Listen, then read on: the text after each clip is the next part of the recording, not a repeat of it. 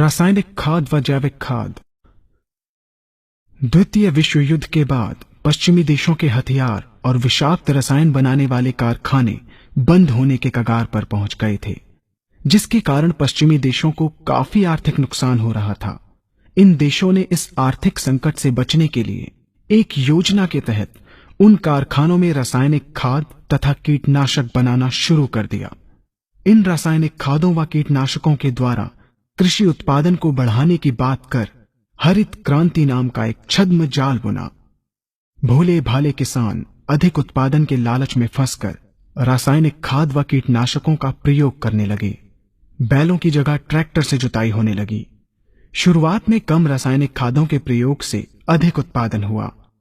धीरे धीरे रासायनिक खादों के प्रयोग के कारण भूमि की उर्वरा शक्ति क्षीण होने लगी, जिसकी वजह से उत्पादन घटने लगा तथा फसलें कमजोर होने लगी।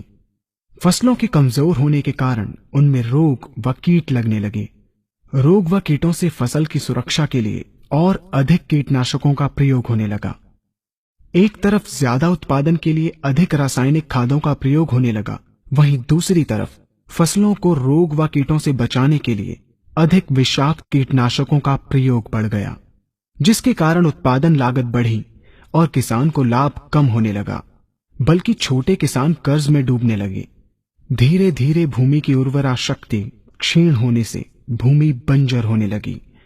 रासायनिक खाद व कीटनाशकों के कारण खाद्यान्न भी विषाक्त हो गए तथा जलवायु भी प्रदूषित हो गई, जिसके कारण मानव पशु पक्षियों के स्वास्थ्य पर प्रतिकूल प्रभाव पड़ा, जिसका परिणाम आपके सामने है। मानव स्वास्थ्य पर रासायनिक खादों के पड़ने वाले प्रभाव को आप ऐसे समझें। जब किसान फसल में रासायनिक खाद डालता है तो रासायनिक खाद में उपस्थित विषाक्त रसायन जल में घुलकर सबसे पहले जल को प्रदूषित कर भूमि के अंदर उपस्थित केचुए व सूक्ष्म जीवाणुओं को मार देता है। ये बात सभी किसान अच्छी तरह से जानते हैं कि केचुए व अन्य सूक्ष्म जीवाणु भूमि की उर्वरा शक्ति को बढ़ाने के लिए अति आवश्यक होते हैं। विषाक्त रसायन के कारण इनकी मृत्यु हो जाने से भूमि की उर्वरा शक्ति नष्ट हो जाती है तथा भूमि कठोर होकर बंजर होने लगती है। रासायनिक खादों के विषाक्त रसायन पानी के माध्यम से अन्य खनिजों के साथ फसल के अंदर पहुंचकर फसलों को विषाक्त बना देते हैं। बाद में जब खाद्यान्न के रूप में मनुष्य या अन्य पशु इन्हें खाते हैं तो ये विषाक्त रसायन मानव स्वास्थ्य पर बहुत ही बुरा प्रभाव डालते हैं तथा मनुष्य के अंदर तरह तरह के रोग उत्पन्न करते हैं। जब हम जैविक खाद का प्रयोग भूमि पर करते हैं तो जैविक खाद पानी में मिलकर पानी को प्रदूषित नहीं करती।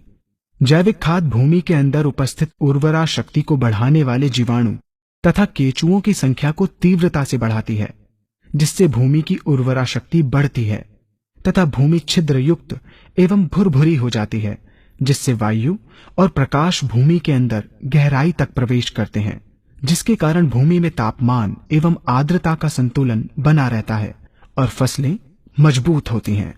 जैविक खाद में विद्यमान तत्व खाद्यान्न के माध्यम से मानव व पशु पक्षियों के शरीर में पहुंचकर स्वास्थ्य लाभ पहुंचाते हैं। जैविक खादों के प्रयोग से फसलें अच्छी और मजबूत होती हैं, जिसके कारण उन पर रोगों एवं कीटों का ज्यादा प्रभाव नहीं पड़ता। यदि किसी प्राकृतिक कारणवश कीटों व रोगों का प्रभाव अगर पड़ता भी है तो गौ